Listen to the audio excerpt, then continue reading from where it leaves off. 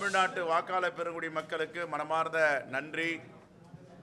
இந்த தேர்தலில் மதச்சார்பற்ற முற்போக்கு கூட்டணி வேட்பாளர்களை தீவிரமாக ஆதரித்து சூறாவளி சுற்றுப்பயணம் செய்த எங்கள் தலைவர் ராகுல் காந்தி அவர்களுக்கும் மல்லிகார்ஜுன கார்கே அவர்களுக்கும் நன்றியை தெரிவித்துக் கொள்கிறோம். அதே போன்று மதச்சார்பற்ற முற்போக்கு கூட்டணியின் தலைவராக தலைமையேற்று நடத்தி கொண்டிருக்கும் மாண்புமிகு முதலமைச்சர், மீண்டும் முதலமைச்சராக இருக்கின்ற அண்ணன் தளபதி முத்துவேல் கருணாநிதி ஸ்டாலின் அவர்களுக்கு என்னுடைய மனமார்ந்த நன்றி. தோழமை கட்சிகளான அன்பு சகோதரி திருமதி பிரேமலதா விஜயகாந்த், விடுதலை சிறுத்தைகள் கட்சியின் தலைவர் திரு தொல் திருமாவளவன், மறுமலர்ச்சி திராவிட முன்னேற்ற கழகத்தின் தலைவர் அண்ணன் வைகோ, சிபிஎம் கட்சியின் செயலாளர் திரு சண்முகம், சிபிஎம் கட்சியின் செயலாளர் சண்முகம், சிபிஎம் கட்சி செயலாளர் அருமை சகோதரர் தோழர் வீரபாண்டியன் மற்றும் ஜவஹருல்லா, திக கழகத்தினுடைய பொதுச் செயலாளர் ஐயா வீரமணி அவர்கள், மக்கள் நீதி மையத்தின் தலைவர் கமலஹாசன், நம்முடைய பேராசிரியர் ஐயுஎம்எல்லின் தலைவர், எல்லா தலைவர்களுக்கும் மனமார்ந்த நன்றியை காங்கிரஸ் பேரியக்கத்தின் சார்பாக தெரிவித்துக் கொள்கிறோம். இன்று நாட்டின் முக்கியமான நாள், தேசிய பஞ்சாயத்து தின நாள். இந்த பஞ்சாயத்து ராஜ் மூலியமாக, நகர்பாலிகா சட்டம் மூலியமாகத்தான் காங்கிரஸ் பேரியக்கத்தின் தலைவராக இருந்த பிரதமர் ராஜீவ்காந்தி அவர்கள் பெண்கள் இடஒதுக்கீட்டை உறுதி செய்தார். 2 தினங்களுக்கு முன்பு கடந்த வாரம் வந்த நாடாளுமன்றத்தின் மசோதா இல்லை, அது ஏமாற்றும் மசோதா. உண்மையான பெண்களுக்கான உரிமையை தந்தவர் காங்கிரஸ் பேரியக்கத்தின் தலைவர் ராஜீவ்காந்தி அவர்கள். பஞ்சாயத்து ராஜ் மூலமாக இடஒதுக்கீடை பெற்று தந்தார். இந்த தேர்தலில் பரப்புரையில் தமிழ்நாடு முழுவதும் சுற்றுப்பயணம் செய்ததில் மாண்புமிகு முதலமைச்சர் அண்ணன் தளபதி மு.க. ஸ்டாலின் அவருடைய நன்மதிப்பு உயர்ந்திருப்பதை காண முடிந்தது. அவர் அளித்த நல்லாட்சிக்கு மீண்டும் நற்சான்றிதழ் மக்கள் வழங்கியிருக்கிறார்கள்.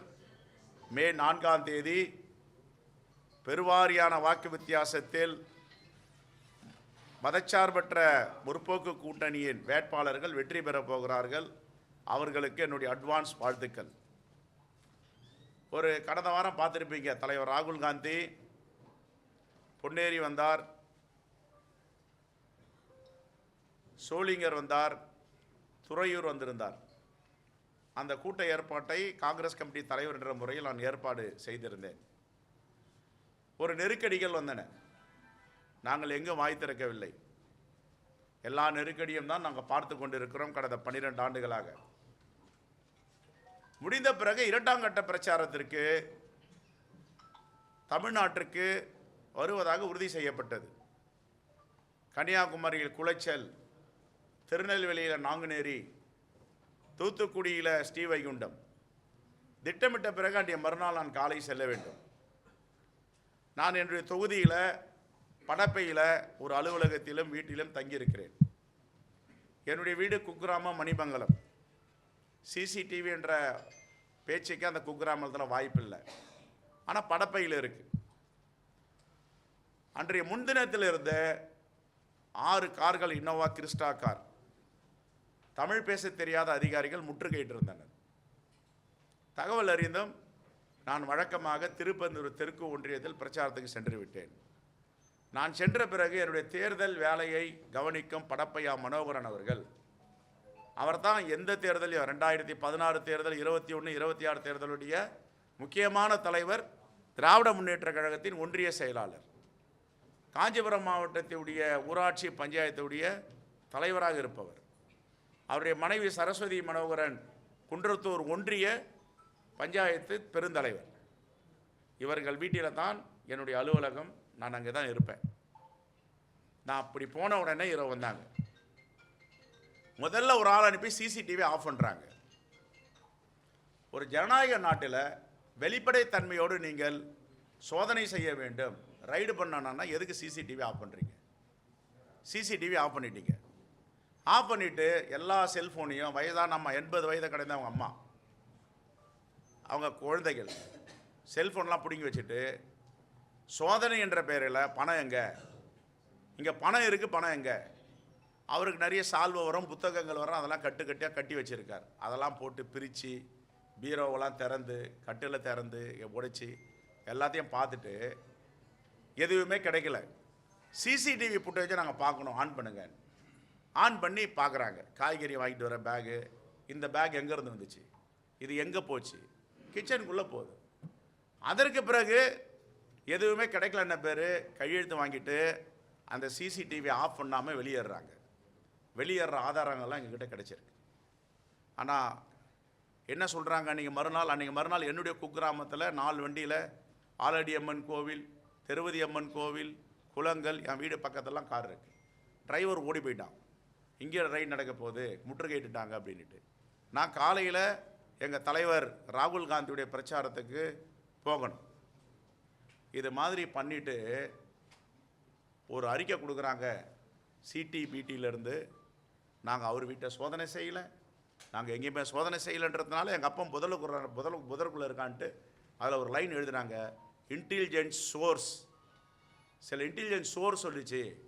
என்ன சொல்லிச்சு, எங்கே போனீங்க, அதை சொல்லணுமா சொல்லக்கூடாதா?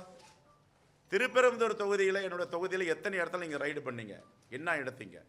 இது 19-20 நடந்த சம்பவம். அதற்கு பிறகு சிறுமாங்காடு தலைவர் திருமதி கன்னியப்பன் வீடு, அந்த பகுதியில் குன்றத்தூர் பக்கம் வந்தேன்னா குன்றத்தூர் ஒன்றியத்தில் இவங்க வீடு தான் அலுவலகம், இவங்க வீட்டில் தான் இருப்பேன். அங்கே போனால் சிறுமாங்காடு தலைவர் அவர் வீட்டில் இருப்பேன், அவர் அலுவலகத்தில் இருப்பேன். அவர் டிராவல்ஸ் நடத்துகிறார் சுங்குவா சத்திரத்தில். முதல்ல டிராவல் அலுவலகத்துக்கு போகிறீங்க, ரைட் பண்ணுறீங்க. ஊராட்சி மன்றம் அவர் தூக்கிட்டீங்க, காரில் உட்கார வச்சுட்டீங்க. ஊராட்சி மன்றத்துக்குள்ளே போகிறீங்க, அங்கே ரைட் பண்ணுறீங்க. அவர் வீட்டில் ரைட் பண்ணுறீங்க. என்ன மிரட்டினீங்க? பணம் எங்கே, கோடிக்கணக்கான பணம் எங்கே? எங்ககிட்ட பணம் இருந்தால் தானே அவங்க கொடுக்க முடியும். காங்கிரஸில் எங்கே பணம் இருக்குது? எங்கள் வேட்பாளர்களுக்கு அக்கௌண்ட்டில் கொடுத்தாங்க 25 லட்சம் ரூபாய், அதை தவிர ஒரு பணமே எங்கிட்ட கிடையாது. மக்களை நம்பி, கூட்டணி கட்சியுடைய தோழர்களை நம்பி, தலைவரை நம்பி தான் நாங்கள் நிற்கிறோம். இந்த ஹராஸ்மெண்ட் எதுக்கு? இதை கேட்டால் புகார் கொடுக்குறாங்க, நாங்கள் அப்படிலாம் பண்ணலை. இவர் உண்மைக்கு புறமான செய்தியை பதிவு பண்ணுறாரு. இப்போ வீடியோ காட்டுறோம், ஃபோட்டோ காட்டுறோம், இன்னும் சில வீடியோக்கள். ஏன்னா எலெக்ஷன் நேற்று முடிஞ்சுது. இப்போ எனக்கு நேற்றுக்கு முதல் நாளே பத்திரிக்கையாளர் சந்தித்து நான் சொல்லியிருக்க முடியும். இவங்க அப்போ என்ன பண்ணுவாங்க, தேர்தல் ஸ்டண்ட் அடிக்கிறாங்க. இவங்க வாக்குகளை பெறுவதற்காக தேர்தலுக்கு முன்னாடி இப்படிலாம். இது எங்களுக்கு 2 நாளைக்கு முன்னாடி இந்த வீடியோ கிடைச்சிருச்சு, ஃபோட்டோ கிடைச்சிருது. நான் என்ன சொல்கிறேன், உங்களுக்கு அதிகாரிகள் நல்ல மனிதர்கள் தான், நல்லா படிச்சுட்டு நல்ல குடும்பத்திலிருந்து ஒரு ஆளுமையோட ஐஆர்எஸ் அதிகாரி, கமிஷனர், ஜாயின்ட் கமிஷனர், அடில் commissioner, deputy commissioner, assistant commissioner, அப்புறம் இன்கம் டேக்ஸ் ஆஃபீஸர்ஸ் எல்லாம் இருக்கீங்க. உங்கள் மேலே எங்களுக்கு எந்த சங்கடமும் இல்லை. உங்களை மேலே ஏவ விடுறாங்க, நீங்கள் பாயிறீங்க. நீங்கள் ஏவல் விடும் அதிகாரிகள் தலைமை, டெல்லியில் இருக்கிற தலைமை ஏவல் விடுதுன்னா நீங்கள் வெளிப்படைத்தன்மையோட பத்திரிகையாளர்கிட்ட சொல்ல வேண்டியது தானே. நாங்கள் ஸ்ரீபெரும்புதூர் தொகுதியில் இங்கே ரைடு பண்ணியிருக்கோம், கிடைச்சிது இல்லை கிடைக்கல. எத்தனை இடத்துல ரைட் பண்ணியிருக்கீங்க? இன்னும் ஒரு படி மேலே போய் பத்திரிகையாளர் வாயிலாக தமிழ்நாட்டு மக்களுக்கு சொல்கிறேன், மதச்சார்பற்ற முற்போக்கு கூட்டணியின் வேட்பாளர்கள் வீட்லேயும் தலைவர்கள் வீட்லேயும் எத்தனை இடங்களில் நீங்கள் சோதனை நடத்தி இருக்கிறீர்கள்? அதே போன்று என்டிஏ அதிமுக தலைமையிலான அதிமுக வேட்பாளர்கள், பாஜக வேட்பாளர்கள், பாமக வேட்பாளர்கள், அமமுக வேட்பாளர்கள் அவங்க வீட்லேயும் தலைவர் வீட்லையும் எத்தனை இடத்துல ரைட் பண்ணியிருக்கிறீங்க? இதை இன்கம் டேக்ஸ் டிபார்ட்மெண்ட் சிடிபிடின்றாங்க, அவங்களாம் வெள்ளை அறிக்கை கொடுக்கணும். இந்த வெள்ளை அறிக்கை வந்தாவே எவ்வளோ காழ்ப்புணர்வோடு டெல்லி தலைமை தமிழ்நாட்டு தேர்தலை பயமுறுத்தவும் தலைவர்களை முடங்க செய்யவும் செய்திருக்க உண்மை நாட்டு மக்களுக்கு தெரியும். என்னுடைய அன்பான வேண்டுகோள் இன்கம் டேக்ஸ் டிபார்ட்மெண்ட்டுக்கு, எங்களுடைய மதச்சார்பற்ற முற்போக்கு கூட்டணி வேட்பாளர்கள் தலைவர் வீட்டில் எத்தனை இடத்துல ரைடு பண்ணீங்க, எவ்வளோ பறிமுதல் பண்ணியிருக்கீங்க? அதே போன்று அதிமுக தலைமையில் பாஜக, அதிமுக, பாமக, அமமுக அவங்க வீட்டுங்களாம் எவ்வளோ ரைட் பண்ணியிருக்கீங்க, எவ்வளோ கைப்பற்றிருக்கீங்க, எத்தனை இடங்கள் சோதனை வெள்ளை அறிக்கை கொடுக்கு தான் காங்கிரஸ் பேரியக்கத்தின் சார்பாக தமிழ்நாடு காங்கிரஸ் கமிட்டி சார்பாக வைக்கும் வேண்டுகோள், வெள்ளை அறிக்கை கொடுங்கள். இப்போ வீடியோ போடுறோம், பாருங்க. போடுங்க, போட்டோ கொடுங்க.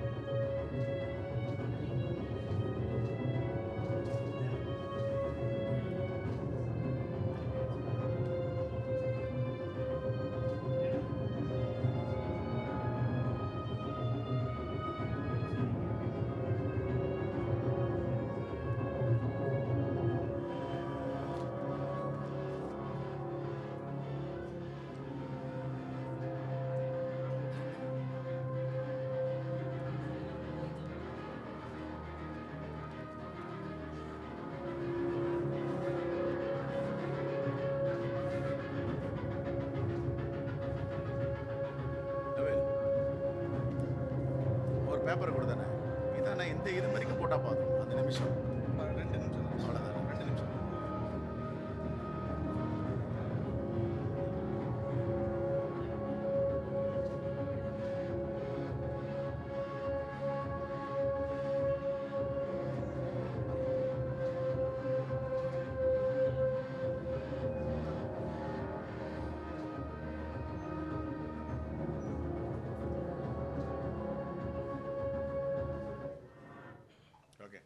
இப்போ இந்த போட்டோ காட்டுறேன் பாருங்க.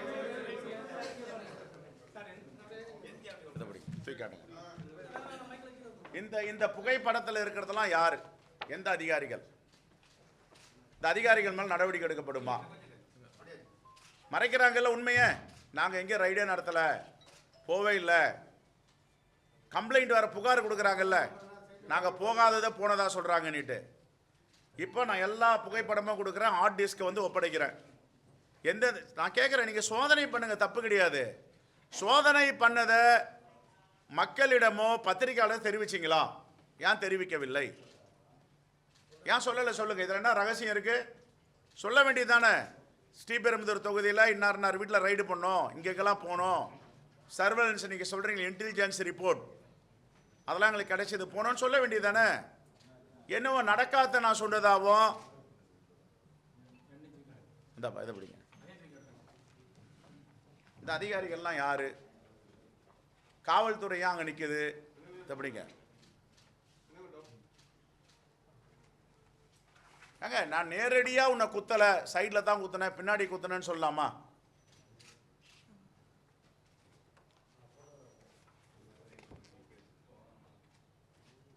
இப்போ மல்லிகார்ஜுன கார்கே எதுவோ சொல்லிட்டாருன்றதுக்கு இன்றைக்கி வந்து தேர்தல் ஆணையத்திலிருந்து எல்லாம் ரிப்ளை கேட்குறாங்க. அவர் என்ன சொன்னார்? ஜனநாயக நாட்டில்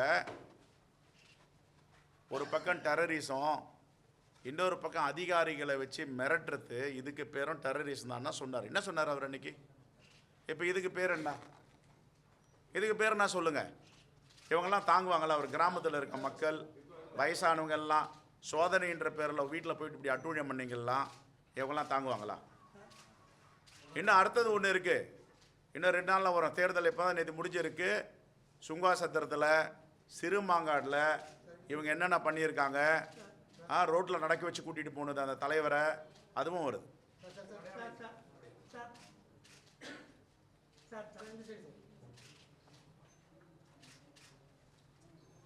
இன்னும் 3 ஆண்டுகளில் ஆட்சி மாற்றம் வரும்னு எல்லாம் சொல்கிறாங்க.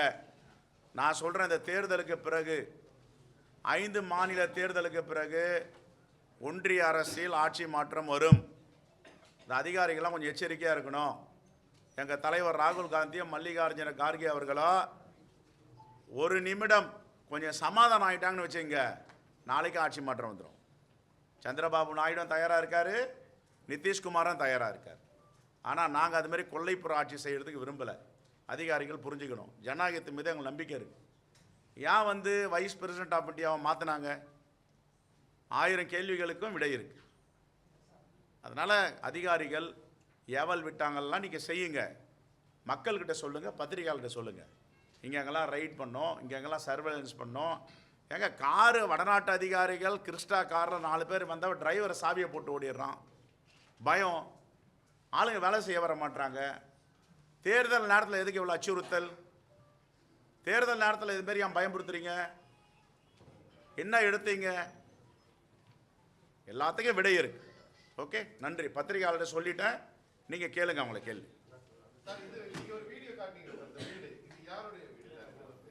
நான் தங்கியிருந்த வீடு. ஆமாம், என்னுடைய அலுவலகம். அது எங்கள் அம்மா இருந்தாங்க, இறந்து போயிட்டாங்க. இறந்து போனதால யாரும் அங்கே போகிறதில்ல. அங்கேயே இருப்போம். இங்கே நைட்டு 11-12 மணி எல்லாத்தையும் ஆட்கள்லாம் வேலை வாய்ப்புலாம் கொடுத்துட்டு என்னென்ன அவர் தான் தேர்தல் நடத்துகிறார். என்னுடைய அலுவலகமும் அங்கே தான். நான் படப்பை மனோகரன், என்னோடய உடன்பிறவா சகோதரர். அவர் 3 தேர்தல் நடத்த என் கிளாஸ்மேட். அவர் நானும் அவரும் ஒன்றா படித்தோம். நன்றி.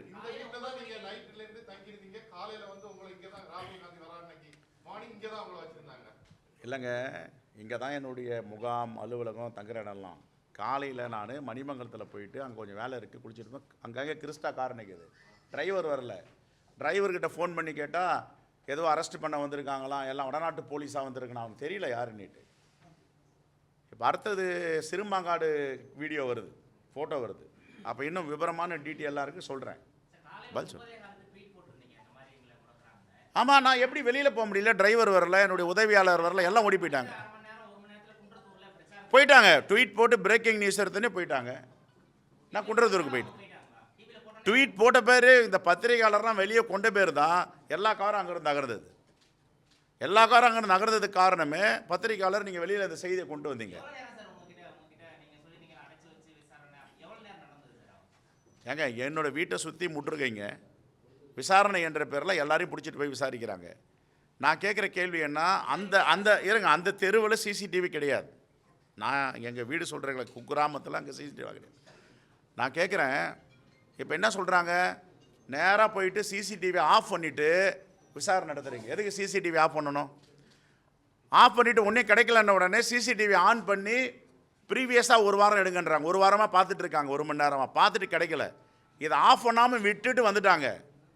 ஒரு வேளை ஆஃப் பண்ணிட்டு வந்திருந்தாங்கன்னு வச்சுங்க, எங்களுக்கு இந்த ஆதாரமாக கிடச்சிருக்கு. என்ன சொல்லுவாங்க, நான் போவே இல்லையே, நாங்கள் எங்கே அவர் வீட்டுக்கு போனோம், நாங்கள் அவர் தங்கியிருந்த ஆஃபீஸ் போனோம், நான் எங்கேயுமே போகலன்னுவாங்க.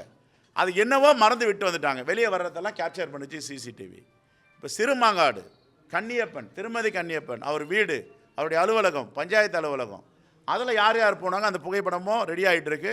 அடுத்த ப்ரெஸ் மீட்டில் சொல்கிறேன். தேங்க்யூ. எல்லாமே இருக்குது அதில். நான் உங்களுக்கு வீடியோலாம் அனுப்பிடுறேன்.